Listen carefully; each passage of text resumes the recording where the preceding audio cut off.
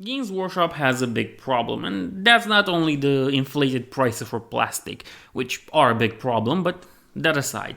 The problem is that Games Workshop, through its limited edition runs and ways to make certain models come earlier to people's hands, they create scalpers, and well, you as a regular buyer won't really be able to buy it for 75 bucks or how much they ask for it on the Games Workshop store, but the scalper with the bots will probably get it at that price and sell it to you for 300 something buckaroonies.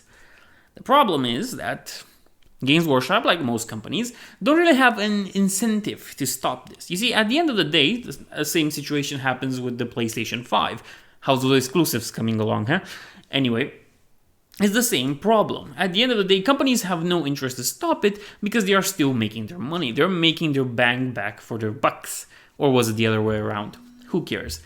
At the end of the day, they have no reason to stop it because they're getting paid. The problem is that you as the buyer are left with the not available online image, and you're stuck now with either paying an inflated enormous price to some scalper or hoping that it comes back online soon enough.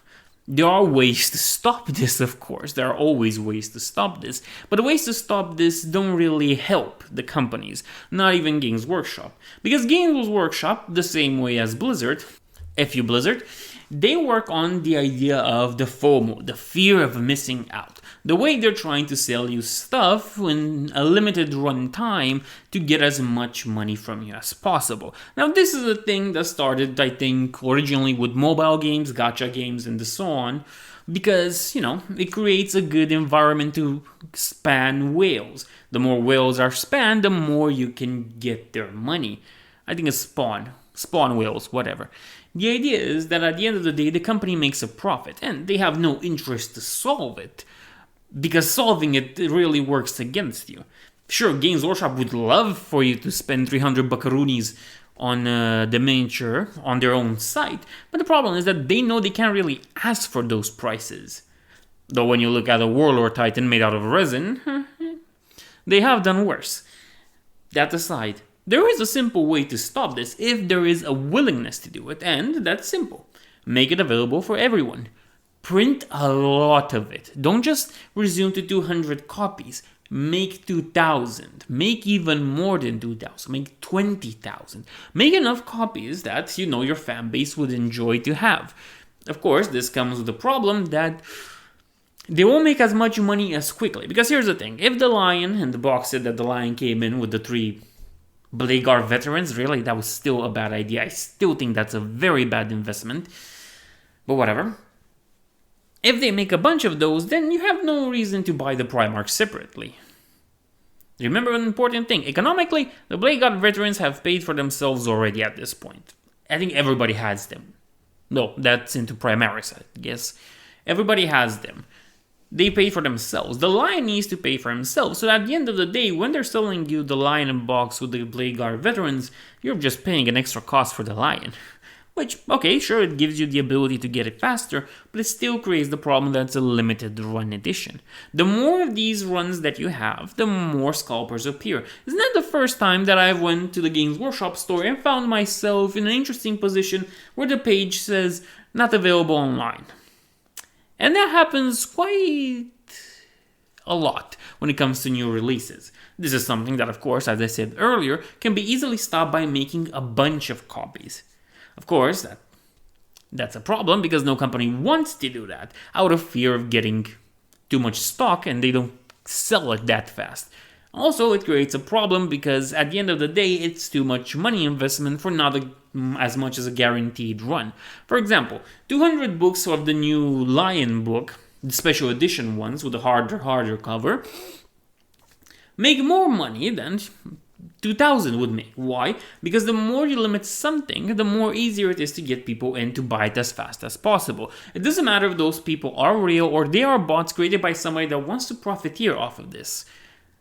Because you're still getting your fair share. And then the other guy can just sell it for 300 buckaroonies online and be done with it. Of course, this also can be stopped by a very interesting decision, and that is not buying them. You see the Lion going for $100 on eBay, you don't bid on it, you don't buy it. But of course, this comes with another problem. It's a problem that I've seen in my Warcraft video where I blame people for Bobby Kotick still being in charge because they bought Dragonflight and all the other cosmetic stuff they sell. You see, you can't really play it. You can't really blame it and act like you're this victim when you are doing everything in your power to maintain this whole system.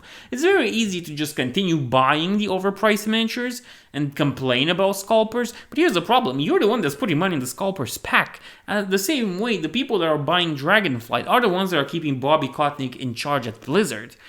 That's the thing. The more you promote the system, the more you play into it, the more it doesn't change and it stays the same.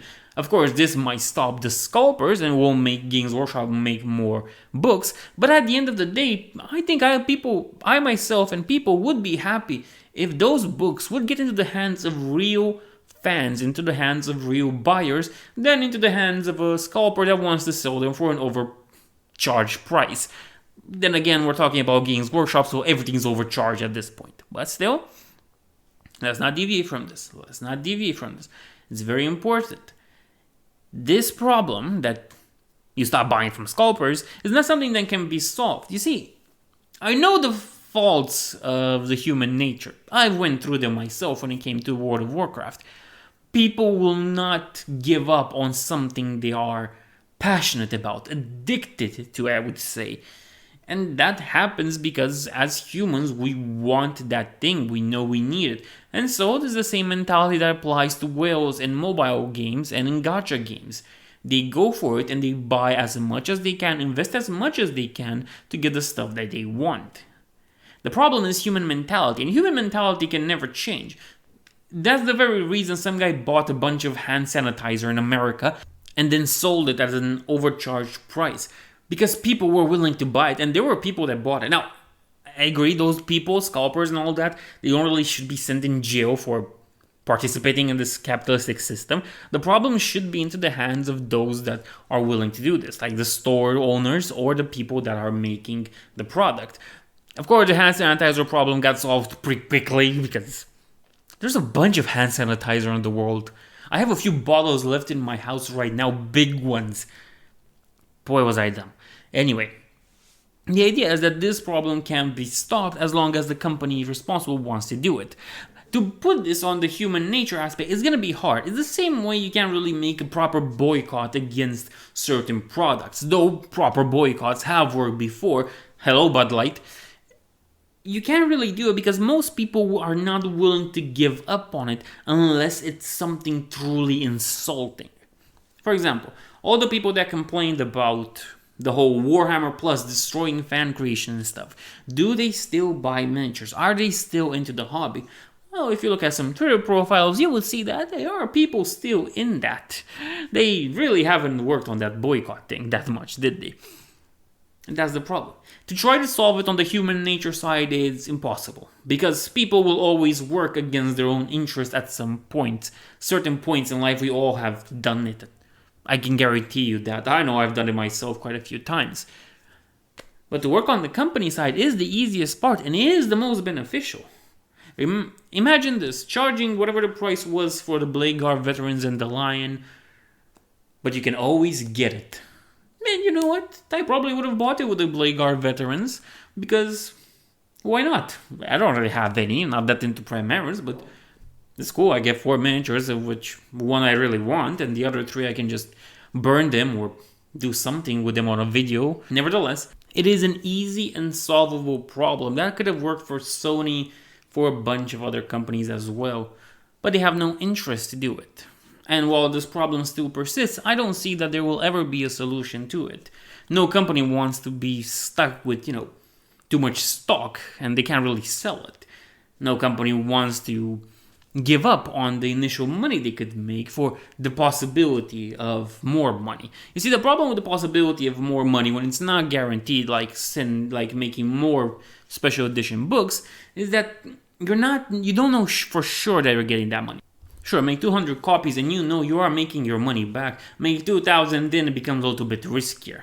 And I can understand that. In Romania, we have a saying that goes, you don't give the sparrow from your hand for the two crows on the fence. As you can imagine, it's not a good trade deal. And the same is the possibility of getting more for nothing, of losing what you already have. Anyway, that's enough. Insert the usual shilling, like, comment, subscribe, share, rate, whatever. I hope you enjoyed this, and I'll see you in the next one.